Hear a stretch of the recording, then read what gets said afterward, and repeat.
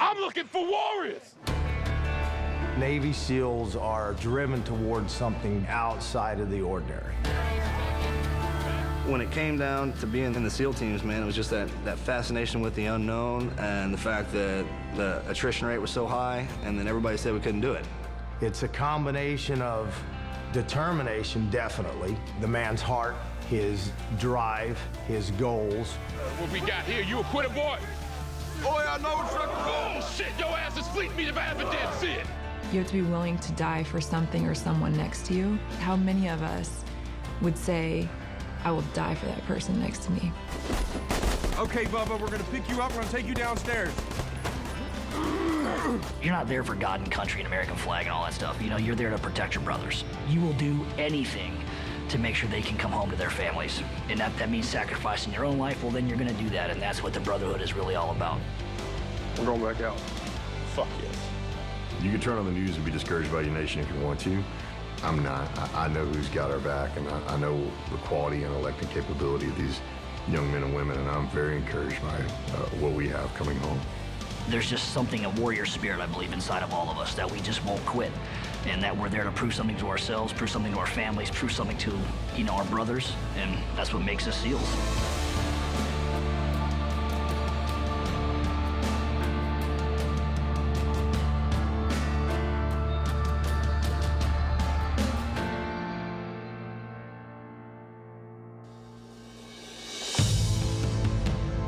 They are America's military elite, trained for combat in sea, air, and land. Today's Navy SEALs are the nation's first line of defense for the most difficult assignments on Earth. I look at the overall military as kind of an area weapon. So its job is to take care of, you know, big problems. Navy SEALs or special operations are a surgical weapon. The analogy we like to use sometimes is if you got the tip of the spear where the razor's edge. We're designed to go in to hit specific, you know, cancers, if you would, eradicate them, and then get out unseen, unheard, if possible. And I'll tell you with absolute conviction that I think we're the finest maritime special operations force in the world. We're a combat unit, plain and simple. I don't bring teddy bears to kids or any crap like that, man. We go in there for one reason, to destroy.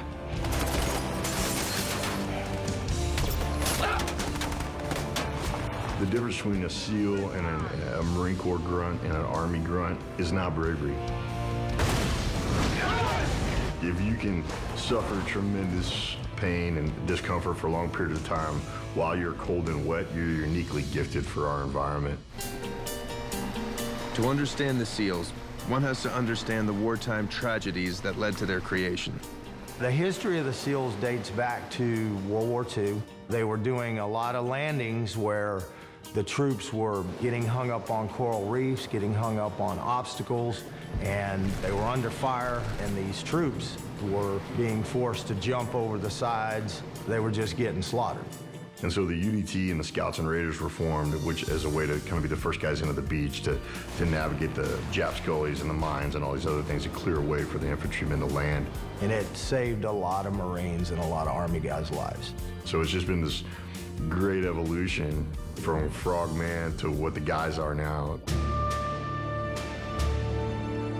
For generations, Navy SEALs have been guided by a simple set of principles, known as the SEAL ethos. The central tenet of a SEAL mission is in our SEAL creed. We train to fight, we fight to win. The SEAL ethos is pretty clear. I will not quit, I will not fail.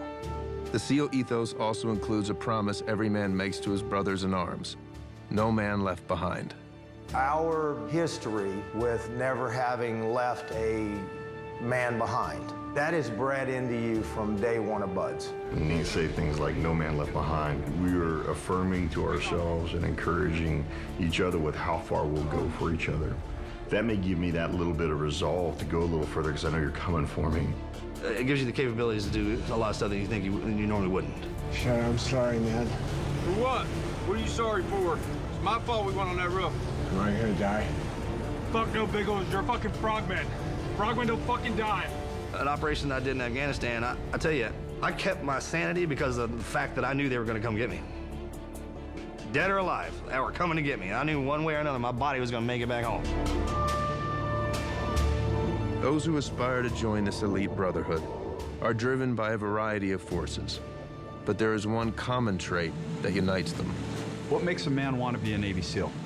I've probably asked that to 1,000 kids that have walked in the front door of BUD/S, and across the board, they all say they want to be part of the best. You know, I was young, I was in 8th grade, and I read this book that said the Navy SEALs were the best. And there was this perfect storm of circumstance. You know, my father asked me, what do you want to be? You know, hey, I want to be the best. And that book said those guys are the best. You know, you see all the videos, you read all the books about how hard the training is, how hard the lifestyle is, how detrimental it is going to be on your family and your relationships, the deployments, just the total cost and commitment it takes to be a SEAL. And the person that looks at all of that and says, I still want to do it, that is the type of person our community is made up of. There used to be a couple documentaries that you would see on TV, and I could try to get my hands on every book about Navy SEALs and just to learn what I could about it. That saying, SEALs get paid to take risks, they get paid to die if necessary. They're expendable assets. Sign me up, man. But before they can become assets, those who yearn to be Navy SEALs must endure the most difficult military training in the world. If torture has a nickname, it is BUD/S. BUD/S is basic underwater demolition SEAL training. It is one school, one location in Coronado, California, and everybody goes through the same process. And that process really has remained unchanged since the 40s. You know, they have kind of dialed it in. That's a 6-month program that's designed to weed the weak out, and it does. We take our SEAL troops and our SEAL platoons and we put them into stressful situations, whether it be combat clearance in the house, whether it be sniper training, joint tactical air control, the medics, anything that we do with them, we push it to the limit. It's a fire hose effect. That's what most of our training is. It's pressure. They want to make sure that they put you under the most pressure they possibly can to teach you something. They don't teach us anything when we're just sitting here like this. That's not how it goes down. Anything and everything we learn that has anything to do with our job and our skill set is done under pressure and chaos and pain and blood. Since 1942, when BUD/S was started really in Fort Pierce, Florida, less than 20% of every man that's ever tried this program has graduated. You know, we started with over 200. I think we had more than 250 that started with us, and 12 originals made it through. You're gonna hit that wall, and then you're gonna have to make that decision whether or not that program is important enough to you to stay. And you'll either make that decision or you won't. And if you don't, there's a bell, we all know. You go ring it 3 times and life goes on.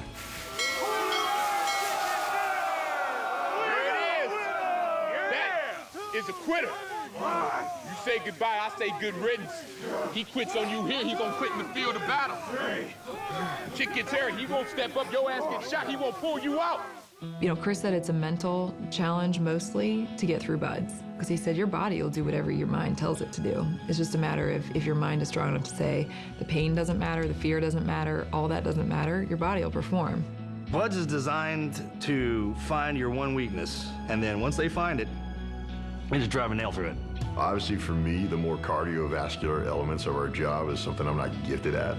Of course, great, throw logs around, got it. But we run a lot, and I don't like running. My personal weakness in BUD/S was definitely the cold. I actually weighed about 155 pounds, and the cold definitely tested me. There was many times where I thought my teeth were gonna explode. They were chattering so bad. The most difficulty I had was in the water. You know, I was really, really good on the obstacle course, had one of the fastest times in my class, and I get into the water to do a 2-mile swim. I'm struggling to barely pass. Those who survive the initial phase of BUD/S training earn the right to participate in a 5.5-day stretch of pure agony known as Hell Week. Hell Week is designed to not just weed out the quitters, but to assess you on a non-stop, continuous basis for 5.5 days with no sleep. You will find out exactly who you are as a man, what you're capable of, and you'll learn in that process that there's really nothing you're not capable of. Sleep deprivation is definitely something that we use to teach our guys during Hell Week, that they can endure that much pain and that much discomfort. There's something about pushing your body beyond its limits. It takes everybody into a place they've never been. It takes you there physically, it takes you there mentally, and you have to perform. Anyone on 12 hours of sleep with a full tummy in a warm environment can do anything. It's When you're soaking wet, when you're freezing cold, when your fingers don't work, when you're completely dehydrated, that is when you're supposed to be performing at your best. You tap down and you say, forget about all the extraneous things that are around me. What is my mission and what am I here to focus on? And that's the type of training that that program is. And it pays off. I mean, many, many times through my career, whether I was diving a submersible in freezing water on a 12-hour dive, or I was humping over some mountain freezing to death, or I was out in the desert in 120 degrees fixing to die, I think back on Hell Week. I mean, that's what it is. It's a benchmark.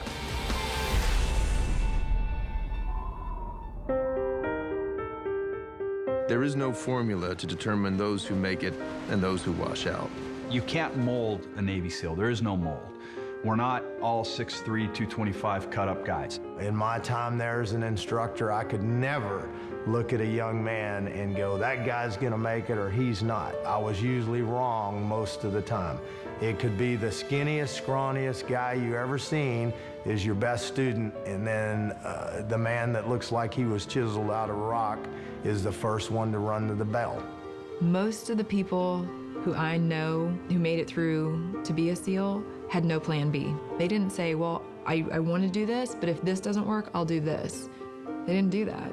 It was like this or nothing. The guys who make it are the guys that can stay connected to why they started. My father died when I was young, and I told him this was something I was gonna do. So whatever pain I was feeling at the time, it was just a what, because I knew why I was there. There was never a time in Buds where I was like, oh, I'm gonna quit.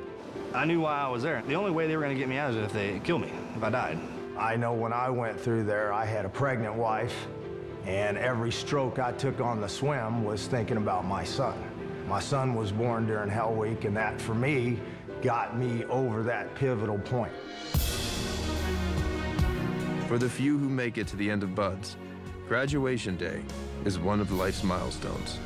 I'm not one of those kind of guys that gets all sappy and like, this is closure, and I don't believe in all that crap, but I'll never forget it. I'll never forget that day. You knew that you had accomplished something. Graduating from Buds was a proud day for me. We had about 120 guys in the class. We graduated about 20. That feeling is incredible. You stand there and you are walking in the footprints of giants. When you graduate from Buds, you have this incredible moment where you just achieve something, and then you march through line and you shake hands with all these instructors that are already wearing the trident, and they've already been there and done that. And so you realize that you're just beginning to earn the right to walk among them. The transition from Buds training to joining an actual SEAL team can be a rude awakening. When you get to the SEAL team, the only one who's impressed that you graduated Buds is you, because everybody there is a SEAL, and you're there to, you know, suit up, show up, and shut the fuck up. When you finally walk into a team, you're the low guy on the totem pole. All the hard, horrible, dirty, nasty jobs, you get them. Buds instructors used to say to us in Buds, if you guys think you're miserable now, wait until you get into the SEAL teams. And we used to think that it was total BS, that they were playing head games. We used to look at each other as students and be like, there's no way that being a SEAL is worse than this. And you get into the SEAL teams and you find out it's a lot worse. I mean, it's chaos and pain. That's what SEAL teams are. Everybody talks about the glory, and civilians do that. Y'all are the ones that put that moniker on us. We don't do that. Because let me tell you something, it sucks. That job is terrible. I mean, you're cold, wet, miserable, and bleeding and broken all the time. But that becomes your life. And you love every second of it. I guess that's what separates us from everybody else, is our ability to live in that life. Live in the pain all the time. The first time that I knew I was doing something bigger than just a job was in the Northern Arabian Gulf during Desert Storm. We had taken some mortars and some Frog missiles into our camp, and it became real then. And I kind of went from this laissez-faire Navy SEAL with finger quotes around it to realizing that what I was doing was important, and it mattered to me. That's when I felt like I transitioned to actually being a servant of the country. Everybody who is a SEAL, all they want to do is do real world missions. That's the whole reason of going through Buds. That's the whole reason of being in a unit like that. You want to be in combat. You want you want to put your training to the test. For the current generation of Navy SEALs, the opportunity to put their training to the test came as the result of a single event that changed the world. I was given 2 lives as a Navy SEAL. And 9/11 is the dividing line between both. Prior to that was Cold War, nothing going on. You know, we had a couple flashes in the pan here and there. And then post 9/11, everything significantly changed. Our operational tempo went through the roof. Forged in the crucible of BUD/S training, today's SEALs carry on the tradition of their frogmen predecessors, distinguishing themselves in the fire of battle. The performance level of our young SEALs today is phenomenal. I mean, I had them in Iraq. They were able to come in and integrate into these SEAL teams flawlessly. They were brave, they did their job, they were well trained, and some of our most highly decorated guys were on their first deployment.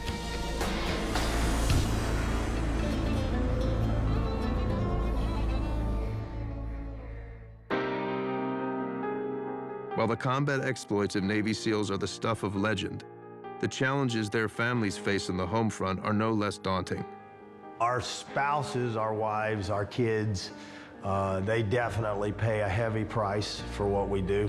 Our divorce rate is pretty high. You know, I'm ashamed to say, but it is. It's probably, if I had to guess, and I'm probably real close, I'd say 8 out of 10. Not too many marriages stay together.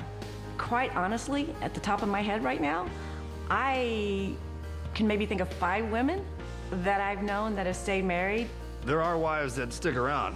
And the way I look at it, the wives that stick around, they are actually could be SEALs. They're badasses. And they don't take any crap from anybody. I mean, they're pit bulls. My wife is about this tall, man, and she will tear your ass up. If you're gonna be a family man and you're gonna be a Navy SEAL, you've gotta find the right partner that understands what she's signing up for. She can't sign up for the glory. She can't sign up for any reason other than being the wife of a Navy SEAL, because it takes a special person to do that. I've been married 28 years. We got married right after BUD/S. We were very young, both 21 years old. I didn't even know what a Navy SEAL was. I had this illusion that he was going to be working at SeaWorld.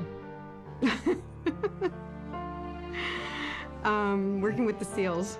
It's been a rocky road. Been a lot of hills and valleys, and we've had really high times, we've had really low times. And sometimes it's our marriage that's low, and sometimes it's the job that brings our marriage down.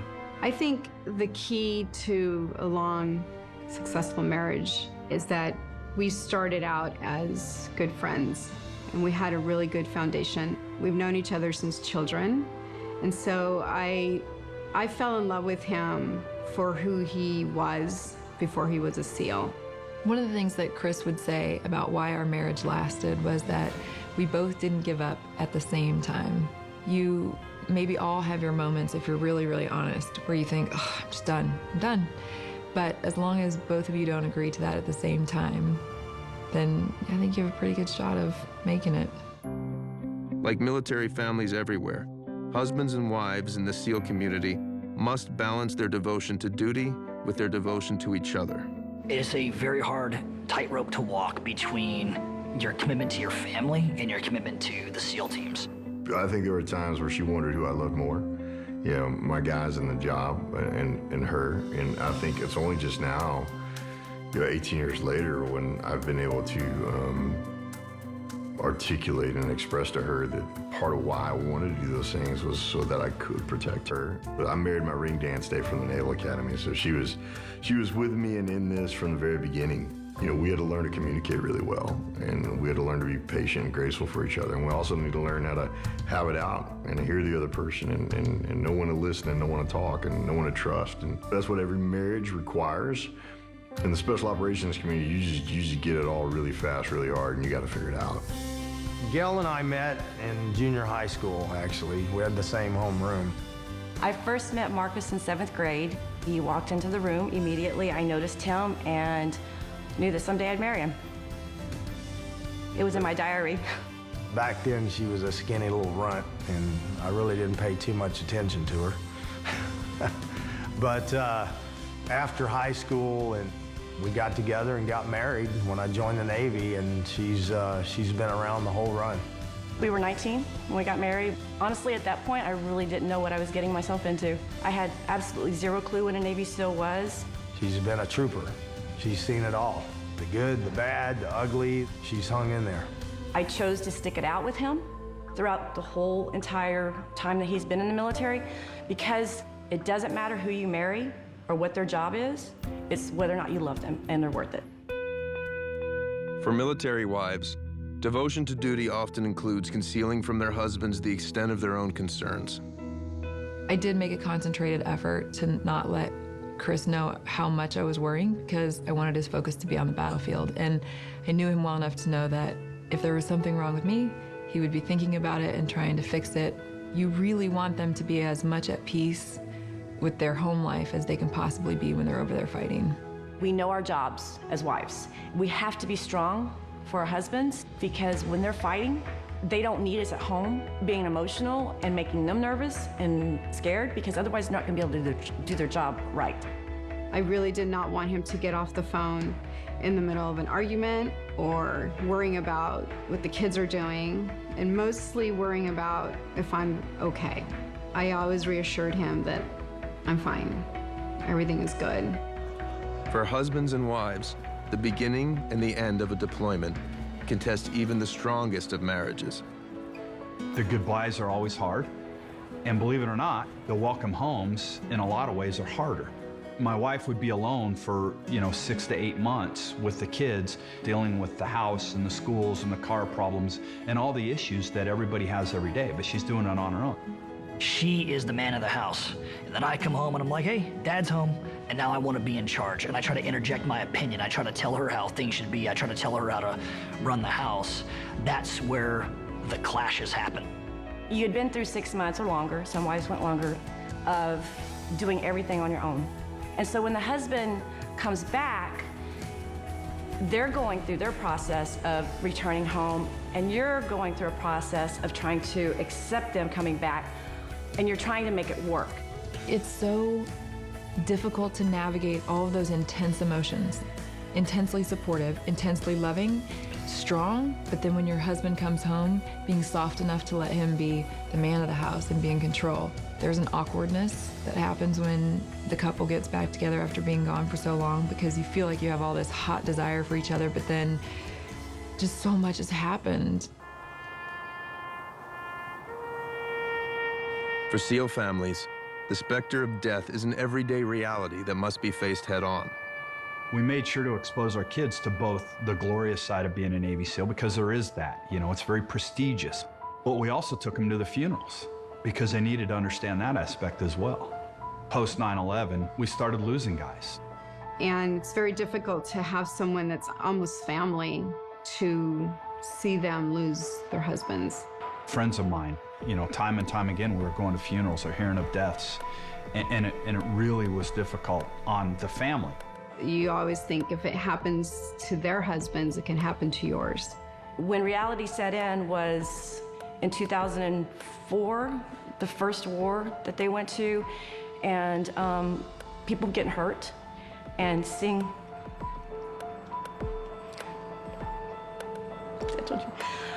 the wives that were suffering and the younger wives.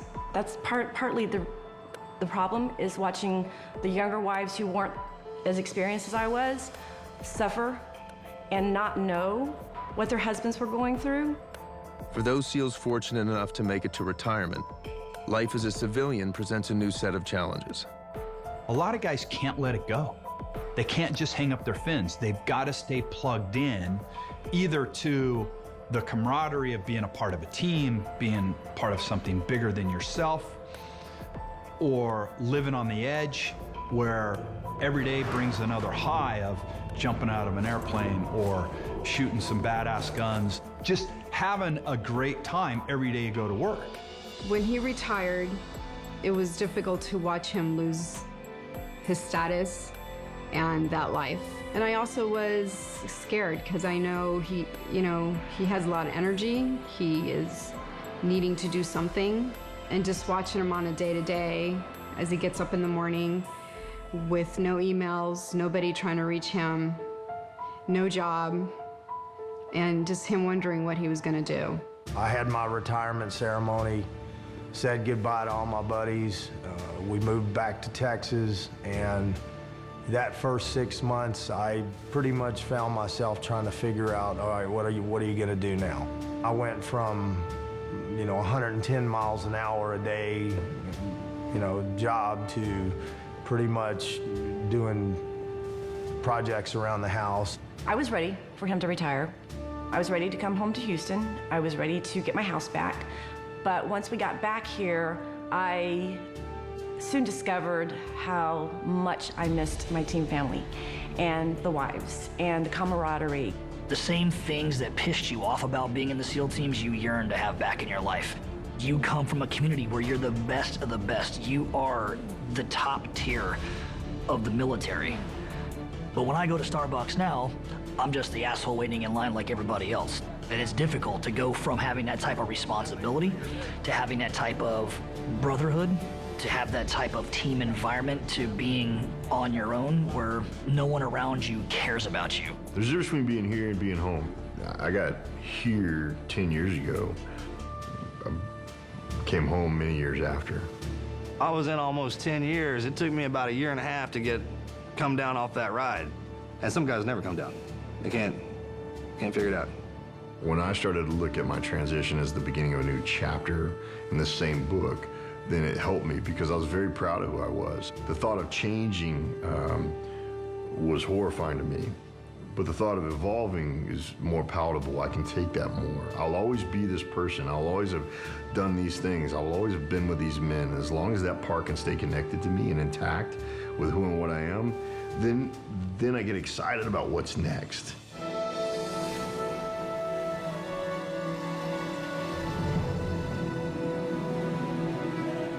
Whatever the future holds for each man, Navy SEALs' lives are forever shaped by their training and their service. The experience I've had as a SEAL made me the man that I am today. The way that I try to describe it to anybody that thinks about going through SEAL training is that if your life is a timeline and it's this big, buds will be a dot so small that you won't even be able to see it. But that dot will affect the rest until your heart stops beating. Going through it and becoming a SEAL and living that life, man, I wouldn't change it for a bit. Nothing, not one piece of it. Today's Navy SEALs have distinguished themselves at the highest level of military excellence. But each SEAL also knows that he stands on the shoulders of those who came before. We fight so much better as a nation because of what those guys did. Men are at home with their kids right now because of how they fought. You just don't want to let those guys down, ever. To be amongst a group of people that have sacrificed that much and have given so much for God and country, and then to be able to, to walk amongst them and call yourself one, it's humbling. The heritage in the SEAL teams is deeply embedded in the men that have gone before me. World War II, our Scouts and Raiders, our UDTs, those guys, they set the stage. They carried a very proud tradition, and they passed it to us. And therefore, it translated to me, and I've done that throughout my career to make sure that we don't forget the men that have gone before us, because we're literally living on their reputation. And the young men that are going through buds today, they're gonna live on our reputation. And I believe that those young men going through now, they're gonna learn those tenets, and they're gonna pick that tradition up, and they're gonna carry it on.